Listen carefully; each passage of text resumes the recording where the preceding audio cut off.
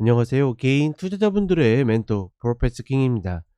자, 우리 시장 오후 흐름 일단은 뭐 좀 오전에 비해서 좀 약한 모습들을 보여주고 있고, 그나마 코스닥은 저점을 찍고 밑꼬리를 만드는 형태로 좀 올라오고 있죠. 뭐 이게 종가까지 유지가 될지 안 될지는 알 수 없지만 일단은 뭐 그렇게 나쁜 흐름들은 아닙니다. 다만 어떻게 보면 좀 아쉬운 거는 조금만 더 내려오면 매수를 해볼 수 있는, 그러니까 단기 리바운드를 노릴 수 있는 자리들에 위치하는 종목들이 좀 발생할 것 같은데, 그렇지 않고 좀 어정쩡한 자리에서 반등을 하다 보니깐 좀 이도저도 아닌 그런 모습들을 보여주고 있다. 뭐 이런 부분들이 쪼끔은 아쉬운 모습들을 보이고 있고, 물론 전반적으로 시장을 대할 때 그냥 종목별로 대응하는 것은 별 문제가 되진 않습니다. 다만 어떻게 보면 좀 전체적으로 뭐 지수든 종목이든 업종이든 합이 맞아야지 우리가 비중을 싣고 좀 승부도 걸고 이런 식으로 갈 수 있는데, 그런 흐름들은 좀 보이지 않는다라는 거, 그런 부분이 좀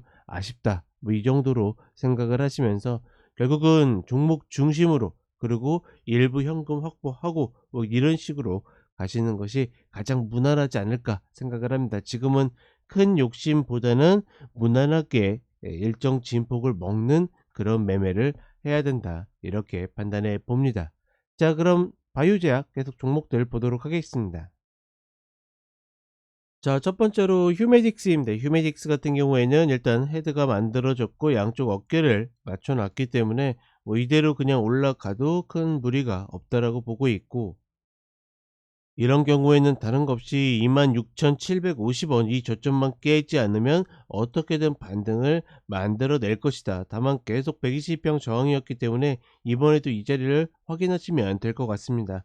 다만 이제 신규로 지금 자리에서 추격하기에는 조금은 애매한 면들이 있죠.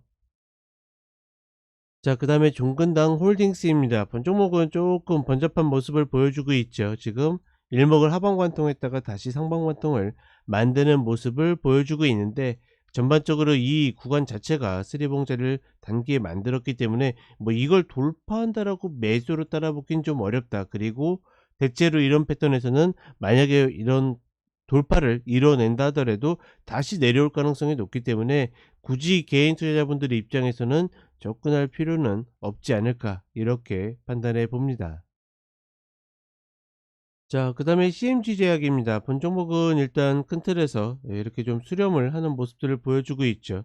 전반적으로 수렴하는 모습이긴 하지만 예, 이 일목 자체를 넘지 못하고 계속 저항을 받고 있기 때문에 하락 추세에 좀 더 가까운 모습을 보여주고 있고, 뭐 이런 흐름이다 보니까 전저 이탈 컷으로 뭐 이런 구간에서 받아준다, 뭐 가능은 하긴 하지만 차라리 아예 2,000원짜리가 오면 하고 아니면 만다라는 관점이 조금 더 나아 보인다. 지금 구간은 그냥 빡빡한 구간이기 때문에 흘려보내고 차라리 그냥 저점 자리 오면 하고 아니면 만다.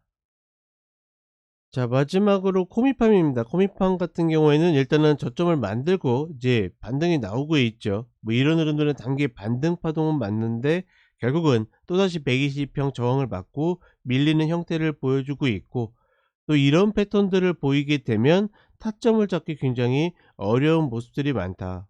다시 4,000원짜리 눌리게 되면 여기에서 다시 120평까지의 리바운드를 노리는 것이 가장 적당하지 않을까, 이렇게 판단해 봅니다. 자, 시장 전체적으로 쉬운 장은 아니에요. 왜냐면 코스피 같은 경우에는 또다시 이 올라가는 종목들, 그쵸, 프로그램 비차익으로 수혜를 받았던 종목들만 움직이고 있고, 그 다음에 코스닥 같은 경우에는 매수 수급이 다소 좀 끊긴 그런 모습들을 보여주고 있는데, 그렇다 보니까 지수를 너무 신경 쓰게 되면 사실 아무것도 할 수 없습니다. 그러니 일정 부분 현금을 갖고 내가 노리는 종목들 노리는 방식으로 가시면 좋을 것 같습니다. 자, 이렇게 이야기 드렸고 저는 4시에 쇼츠로 다시 찾아뵙도록 하겠습니다.